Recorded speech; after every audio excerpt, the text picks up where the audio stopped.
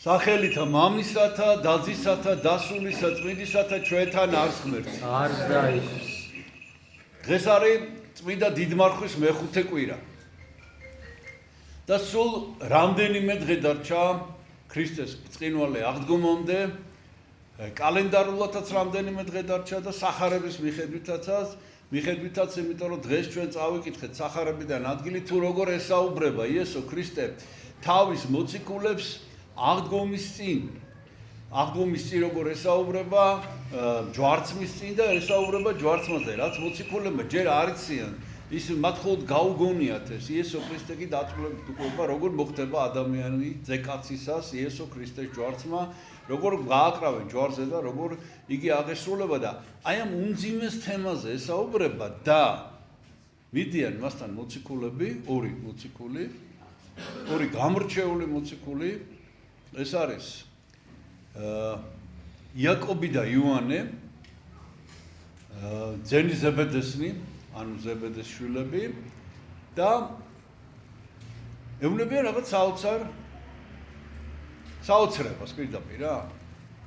ესე იგი ვითომც არ მოусმენიათ ეს ჯვარცმაზე საუბარი, ასეთი მძიმე მოვლენა უნდა მოხდეს და ესენი ეუბნებიან რომ აი როცა შენ აღდგები და როცა მოხვალ შენი დიდებით, ჩვენ გვაქვს შენთან თხოვნა.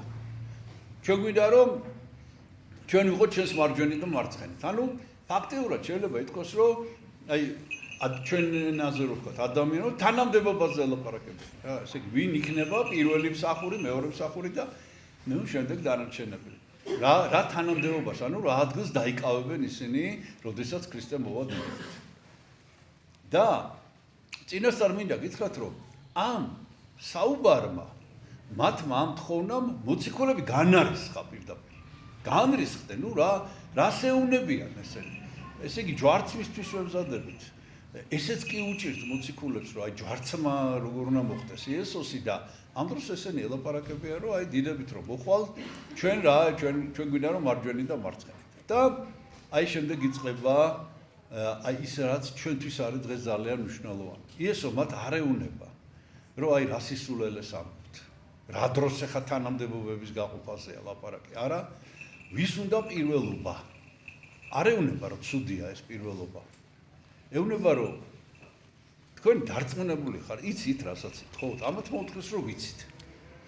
და შეძლებთ, ნახეთ რას ეუნება, რომ ის სასმისი შესვათ, რომელზეც მე მოგვიანებით იტყვის იესო, რომ მამა ღმერთს ევედრება, თუ შესაძლებელია ამარიდე სასმელი, ანუ აი ეს გაიზიაროთ ეს ჩემი ბედიღბალი, შეძლებთ? ამათ მოუთხეს შევძლებთ. არც დაფიქრებულა სხვათა შორის. და იცით საოცარი ის არის, რომ მართლა შეძლეს. ერთადერთი მოციქული, რომელიც ჯვარცმას ესწრებოდა, იოანე ღვთისმეტყველი იყო. და შემდეგ იესო ეუბნება, რომ შეიძლება ესეც შეძლოთ, მაგრამ ჩემზე არ არის დამოკიდებული თქვენი ადგილების განაწილება. ჩემზე როგორც ადამიანზე აქ ეს იგულისხმება. არამედ ეს თავიდანვე გამზადებულია. ანუ ეს არჩევანი ადამიანმა უნდა გააკეთოს და აუცილებლად უნდა გააკეთოს. და ამის შემდეგ რა არჩევანი, ესე იგი, აი ვინ იქნება ის, როდესაც სასუფეველი დადგება, როდესაც ქრისტე ამ შემთხვევაში მეორედ მოვა, აი როგორ ადგილს დავიკავებთ. ეს არჩევანი ჩვენ უნდა გავაკეთოთ და ეხლა უნდა გავაკეთოთ ეს არჩევანი აუცილებლად და ნახეთ რას ეუბნება შემდეგ მოციქულებს, მიუბრუნდება და მოციქულებს ეუბნება, რომ ნუ განრისხდებით.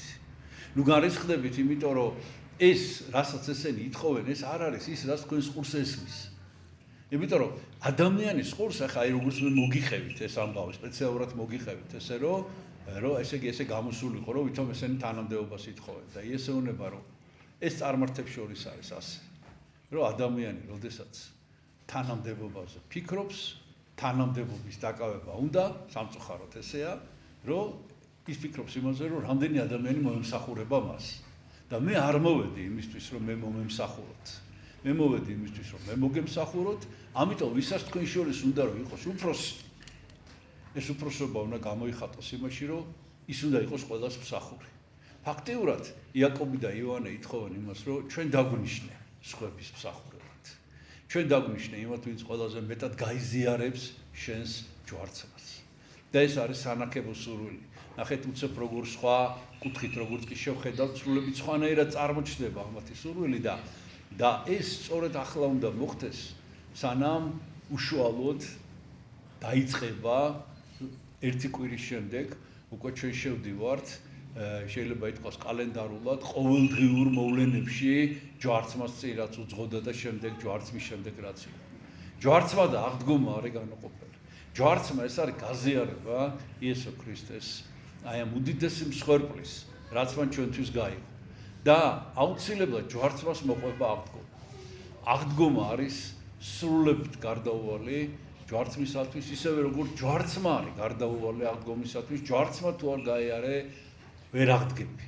თუ არ მოკვდი, უნდა მოკვდე ცოდვაში რომ აღდგეს შემდეგ ქრისტეში. აი ეს არის დღევანდელი სახარების შინაარსი და კიდევ ერთხელ გავიმეორებ, რომ არ არის დასაძრახი დღეს ამაზე ფიქრი, რომ იესო ქრისტეს მოსვლის შემდეგ, აღდგომის დღესასწაულის შემდეგ როგორი იქნება ჩვენი სიხარული. ეს სიხარული დღეიდან მზადდება. დღეიდან კი არა, ეს სიხარული წინასწარ მზადდება. და კიდევ ერთხელ მინდა გითხრათ, რომ ეს სიხარული მდგომარეობს იმაში, რომ როგორ მოვახერხოთ ჩვენ და როგორ ვიყოთ სხვების მსახურები. აი ამაზე არის დღეს ლაპარაკი და მინდა კიდევ ერთხელ წინასწარ მოგილოცოთ აღდგომის ბრწყინვალე დღესასწაული, რომელიც მალე იქნება. ღმერთმა დაგლოცოთ, ჩვენთან არს ღმერთი.